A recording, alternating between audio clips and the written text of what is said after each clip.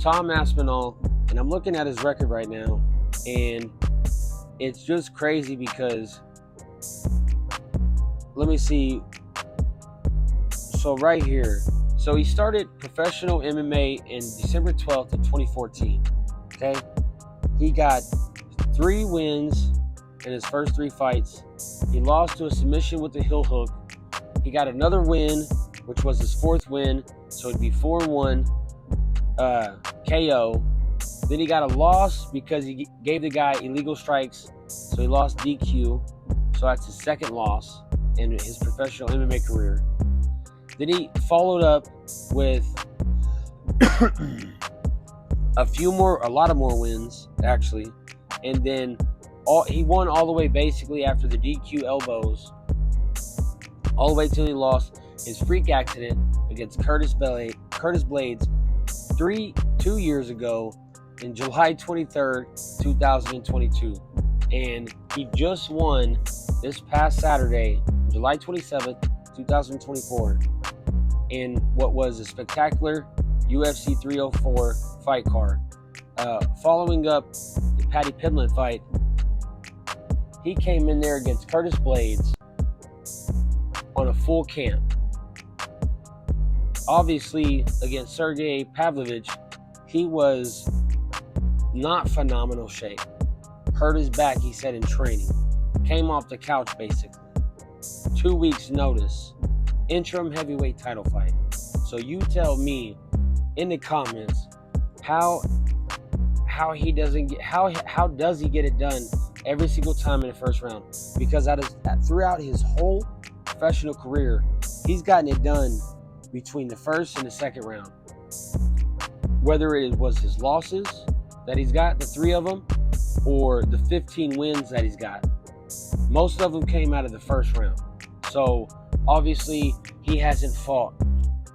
This is where we start to get into all the things that people want to talk about, because John Jones has been fighting since 2011 as a champion, youngest champion in the UFC, 23 years old. Okay, Tom is not here to debate any accolades that John Jones has accomplished. Okay, John Jones has accomplished many things, many great things in the sport of MMA, especially in the UFC.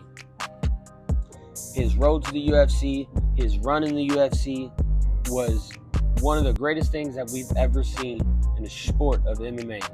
But to be honest with you, he fought the who's and the what's of his era. Okay? And when you keep fighting, you're eventually gonna lose eventually. It's gonna happen. Something, I'm not saying it's like karma or anything like that, but you're eventually gonna lose. And when you do lose, that's when you gain more experience. And obviously, he hasn't lost. He was dominant. Very dominant. And he's looking even more dominant. But against a guy, because I don't want to ride everybody's coattail and say this and that, but when you compare records, obviously you can't compare the names. You can't compare the accolades. But when you compare the fight time, the finishes, this is like a guy, I don't want to compare him to any other heavyweights, but he moves and he's quick and he's fast. And certain guys in the UFC and MMA period, but in the UFC are they're in certain aspects, not everybody's all well-rounded and they can do this, strike, grapple, off their back, jiu-jitsu, submissions. Obviously they learn it over time. But imagine if this guy, obviously elite striker, right? Getting everybody out of there in the first round, Tom Aspinal. But imagine if this guy was throwing out submissions and just, you know what I mean? But heavyweight MMA is more different than all that. Like, obviously you can get submissions and things like that, but 9 times out of 10, you're going to get nothing but knockouts. And if you got somebody like Tom Aspinall, who frankly is just, he's in there. Like, all of his wins is in the first round, under a minute. He's not the guy to go in there and waste a whole bunch of time. He gets you figured out, and he stacks on that. Jon Jones' last fight and first fight in the UFC heavyweight division was against Cyril Gane, somebody that's real green, obviously in the wrestling department, and he didn't want to fight Tom for a reason. When he was at the top, about to get the title shot, and things like that, he didn't want to fight Tom. So there's a reason why he didn't want to fight Tom, because they both move the same. But Tom Aspinal is just a little bit more snappier in the finishes. There's something about him that over time people will see as he progresses and keeps winning in dominant fashions. He's just now touching the title.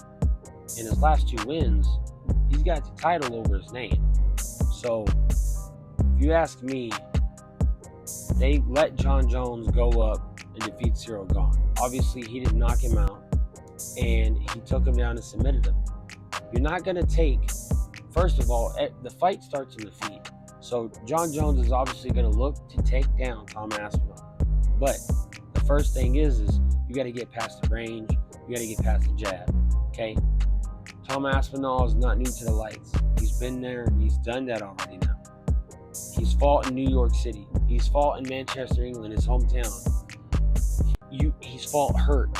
Championship fight, 2 weeks notice.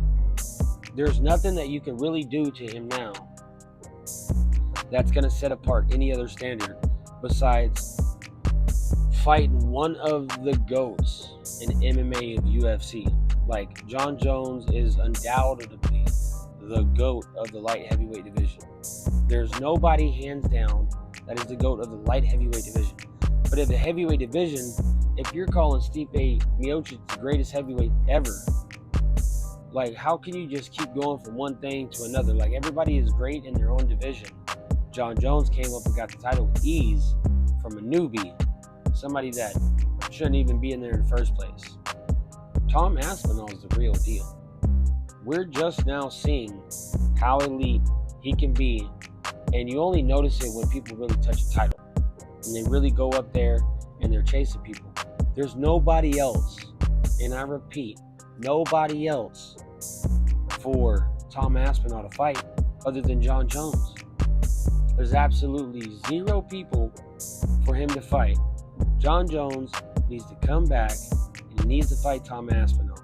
But obviously, he's got a legacy fight, and it's going down, I believe, November 11th, New York City, the Mecca, and we're going to see what happens.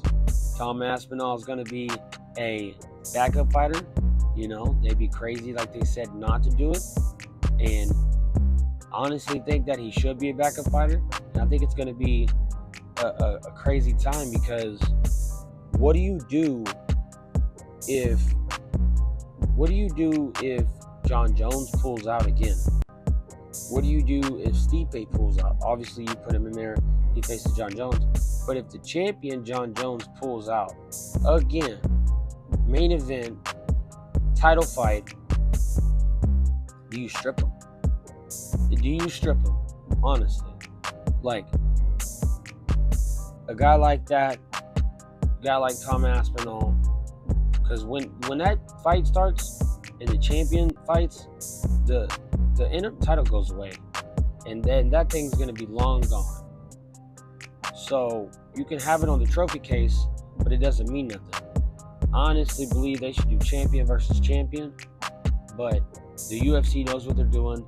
They want to give Stipe Miocic a farewell fight, legacy fight, Jon Jones a legacy fight, big payday for the both of them. But I think the bigger fight is Tom Aspinall right now, because he's actually holding the belt. He is the number 1 contender. Stipe Miocic is not the interim champion, so he is not the number 1 contender. He is not the baddest man on the planet, and I just hope that they come to their senses, and I hope nobody gets hurt, but I hope Tom Aspinall is able to fight either this year or springtime, early next year, for the heavyweight championship of the world of the UFC, and we're going to see it happen. The real deal versus one of the GOATs. It's going down. I can't wait. The future's bright for Tom Aspinall, and we're going to see what happens. Y'all tune in. Let me know in the comment section down below what y'all think of the video. Who's going to win out of Tom Aspinal versus Stipe, or Tom Aspinal versus John Jones? And when do you think it's going to happen? Honestly, somebody's going to pull out. They're going to put somebody in. But does Tom really defend the interim title twice? Crazy. Without getting a UFC title shot. This is insane.